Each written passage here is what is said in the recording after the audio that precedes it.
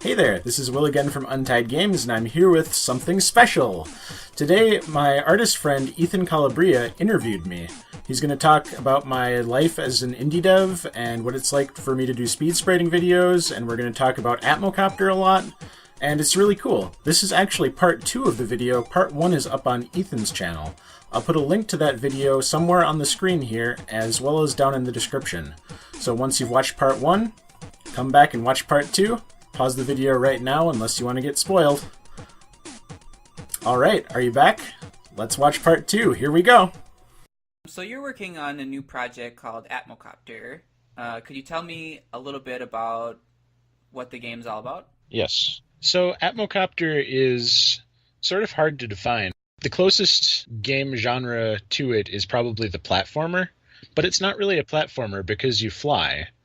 So AtmoCopter's a side-scrolling game where you control a little helicopter robot, and you try to make it through levels without exploding.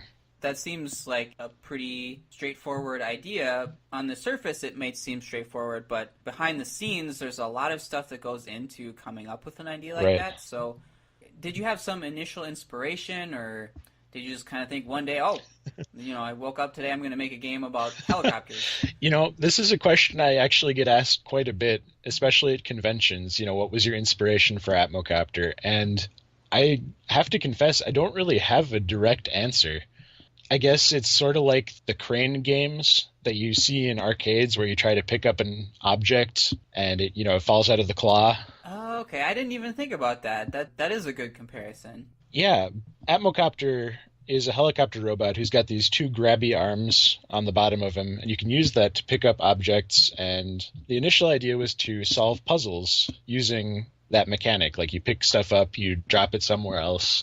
Over time, the game evolved to be a little more than that, like more on the action side, I would say. Okay, so you're talking about a game evolving, and maybe this is something that people who haven't made games don't know about, but what are the points that you're working on the game and you just think, okay, I want to add something new, or I'm seeing this idea emerge, I want to polish up or add more. So how does the game evolve?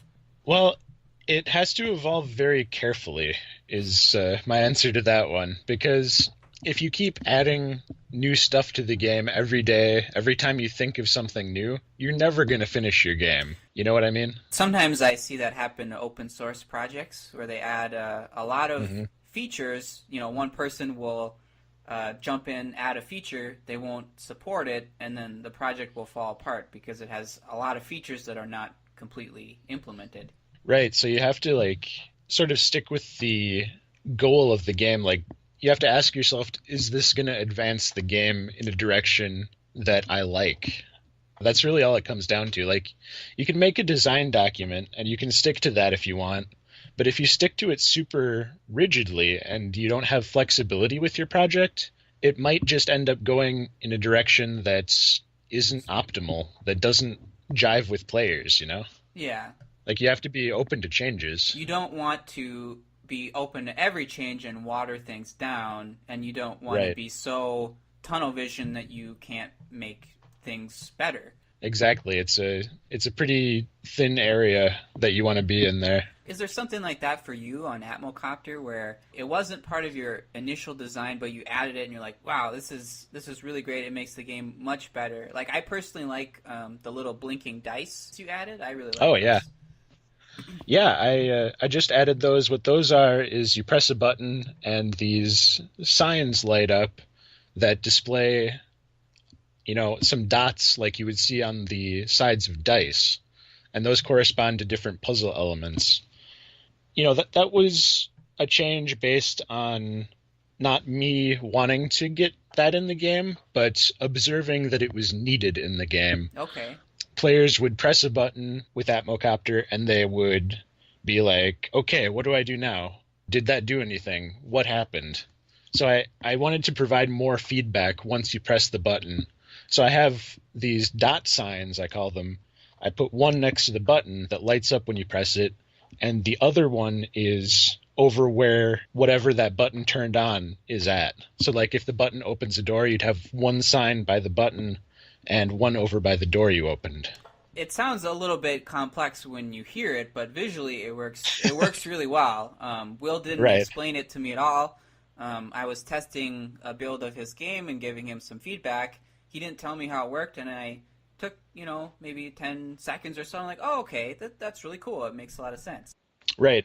And in terms of evolution, like that I wouldn't call evolution. That was me observing a problem and fixing it. But in terms of evolution, I recently made a big change to AtmoCopter. I added the ability to shoot. Okay, so that really, it does evolve in a different direction. If you can fight back, Right. that really changes a lot of the goal of the game. How's that going so far? It's going really well, actually. I've redesigned most of the first level right now, and it's going great. Like, basically, I added shooting in order to open up the possibilities for more active enemies. Because AtmoCopter doesn't have an attack. Or he didn't before, at least.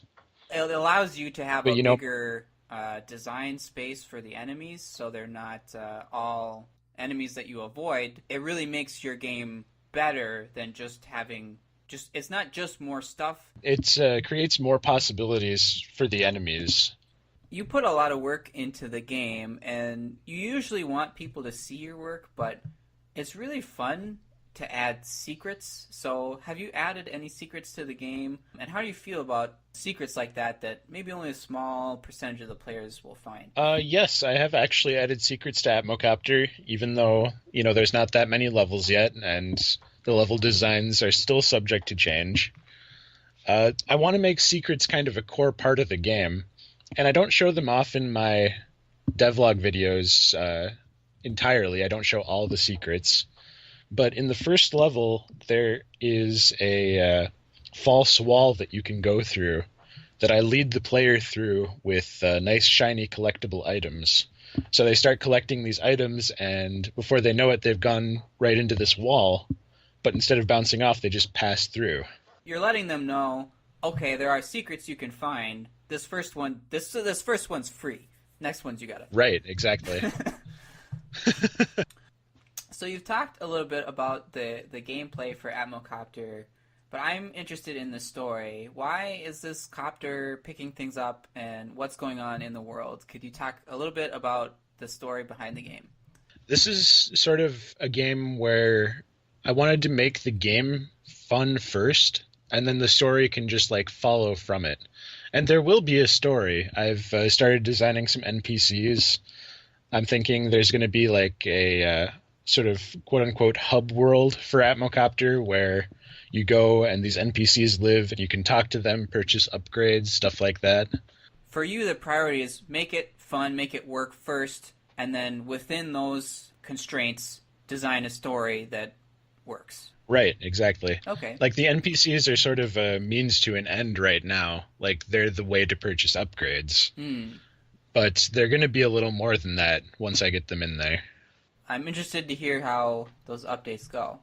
Speaking of updates, do you have kind of a timeline in your mind for, by June 2020, AtmoCopter will be in beta? So what's your timeline?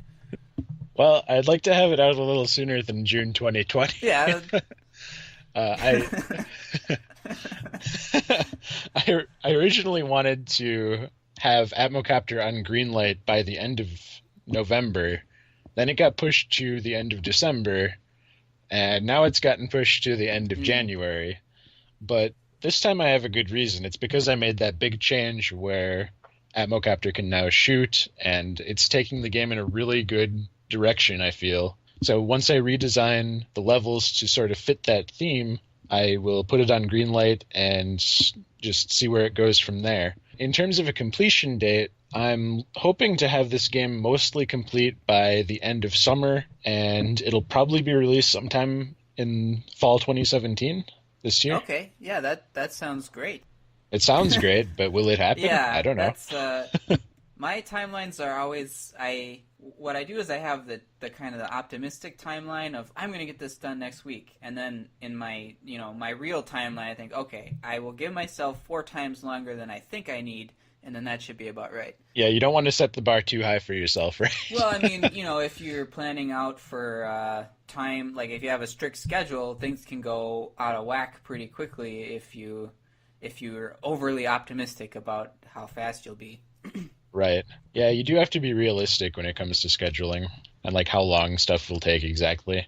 Like for AtmoCopter, I still have to do, I mean, obviously a whole bunch of levels, but I also have bosses to do. I have different tile sets to make and put in the game for the different environments, and it's going to take a lot of time. So that's why I'm giving myself many, many months to do that. That's a good idea. So making my own game, I've found that I've been researching a lot of things I wouldn't have expected.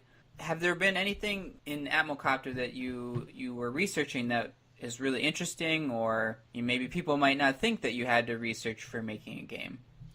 Well, in terms of AtmoCopter, I've definitely looked at games that inspire me. So that would be like Mega Man, Super Metroid, Kirby, because AtmoCopter now has a bunch of special abilities. Kirby has a lot of abilities. But more recently, I've been looking at a lot of classic games to see how the camera moves in them. Because AtmoCopter is so different than most other platformers because you can fly, right? So you're always moving in the vertical direction as well as the horizontal direction. And if the camera is following the player, that can get you kind of dizzy almost. When it works well, it's almost invisible. But if it doesn't work well, people will really notice it. Mm-hmm. Exactly.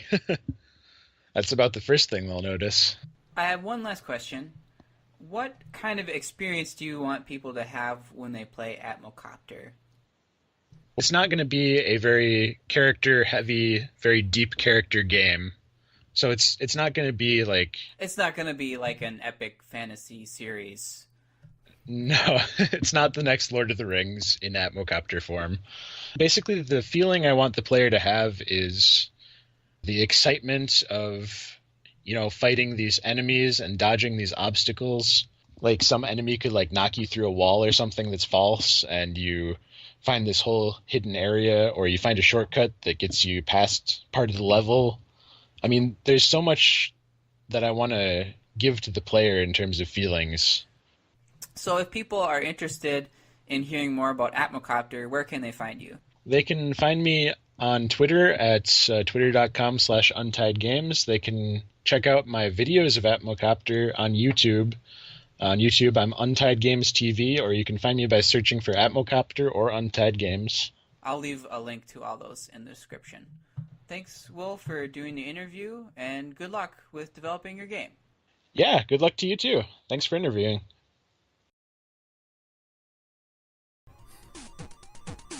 Hey, thank you for listening to the interview. That was pretty cool, wasn't it?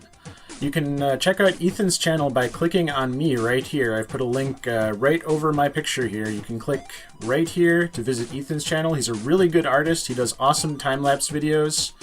He doesn't do pixel art. He does a more realistic style, and it's just awesome to watch. You'll love it. So click right there to check out his channel, and don't forget to subscribe and comment. I'm always looking for feedback. And yeah, give Ethan some feedback too. He's going to do more interviews. So I'll see you guys next time. Have a good one.